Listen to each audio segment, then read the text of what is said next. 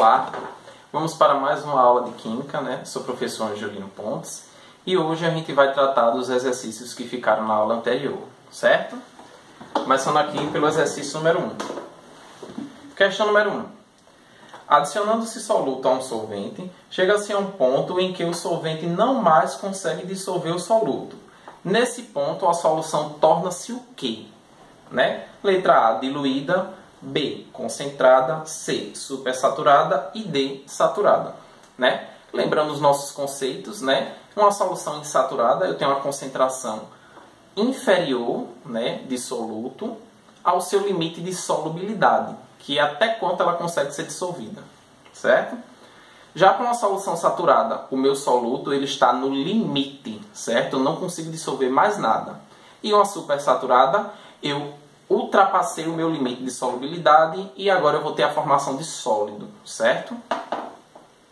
Então, quando o meu soluto chega no ponto, né, ele não consegue dissolver mais, eu tenho uma solução o quê?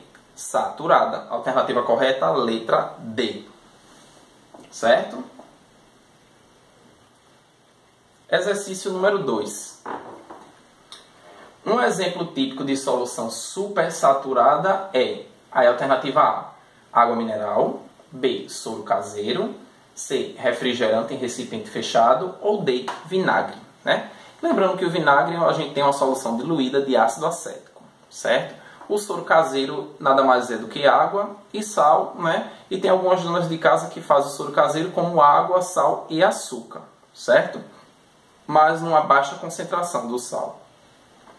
E a água mineral é também um exemplo de solução bem diluída, né? Onde a gente tem baixas concentrações, né, de sais minerais. Já no refrigerante, né, em recipiente fechado, ou seja, o refrigerante ainda não foi aberto, a gente tem uma solução supersaturada, certo? Ali dentro tem gás carbônico acima do seu limite de solubilidade. E como é que a gente consegue fazer essa distinção? No momento que você abre o seu refrigerante, a primeira coisa que você escuta é tss, certo? Então, quando você abre esse seu refrigerante, esse gás carbônico ele está escapando, certo? Porque ali dentro tinha mais gás carbônico do que poderia ser solubilizado. Então, um exemplo de solução supersaturada é o refrigerante em recipiente fechado. Questão número 3. Quais são as soluções aquosas contendo uma única substância dissolvida que podem apresentar corpo de fundo dessa substância? Se eu falo de corpo de fundo dessa substância, significa o quê? Que eu ultrapassei o meu limite de solubilidade. Então, eu estou tratando de quê? De uma solução supersaturada, certo? Vamos agora avaliar aqui onde é que a gente encontra isso.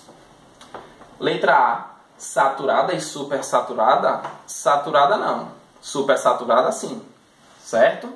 Somente as saturadas. Não, saturada eu chego até o meu limite de solubilidade. Para eu formar corpo de fundo eu preciso de quê? Ultrapassar esse limite. Letra C, insaturadas diluídas. Não. E letra D, somente as supersaturadas. Exatamente, somente as supersaturadas, certo? Alternativa correta, letra D. Questão número 4. Há uma solução diluída de sal de cozinha, cloreto de sódio, né, NaCl, foi adicionado 50 gramas desse sal e verificou-se que não se dissolveu por completo, provocando ainda a formação de um precipitado. E o que é um precipitado? Um precipitado é a formação de sólido que a gente vai ter, certo? Nesse nosso recipiente, ou seja, não vai conseguir ser dissolvido todo o nosso sólido, no caso aí o sal de cozinha.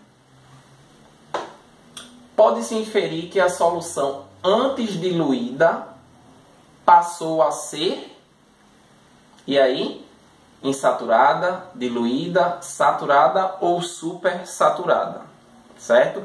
Se eu não conseguir, né, dissolver tudo por completo, então eu formei o quê?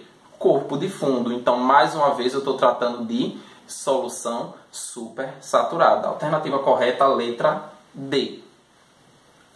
E a questão número 5, né, para fechar aí os nossos exercícios, né? Eu espero que vocês tenham estudado bastante, tenham respondido esse exercício consciente, né? Para que quando a gente retorne às nossas aulas presenciais, a gente possa fazer uma retomada, né, desses conteúdos assim rapidamente, para que a gente possa verificar como é que está o aprendizado de todos. Mas vamos lá para a questão número 5. Rubênia preparou um suco de morango com leite.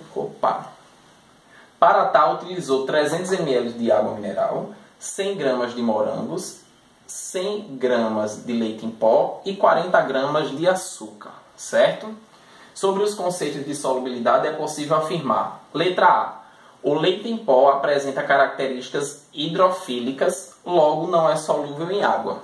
Se o leite em pó ele é solúvel em água, então ele possui, né, características hidrofílicas. Né? Então aí está errado, porque ele fala o quê? Que não é solúvel em água, e na realidade ele é solúvel em água. B.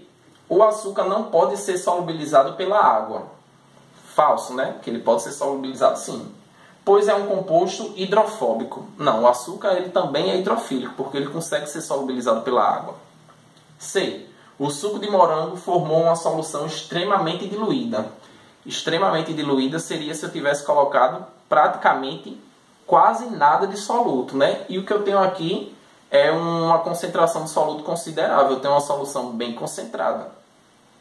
E letra D. O leite em pó e o açúcar apresentam características hidrofílicas, né? Lembrando que hidrofílica é o quê? Quem consegue ser solubilizado em água. Hidrofóbica, quem não se solubiliza em água, né? Então a letra D está perfeitamente correta, certo? É a resposta do nosso exercício número 5. Então ficamos por aqui, né, com os nossos exercícios de solubilidade e eu espero que vocês tenham gostado da nossa aula. Um abraço. Tchau, tchau.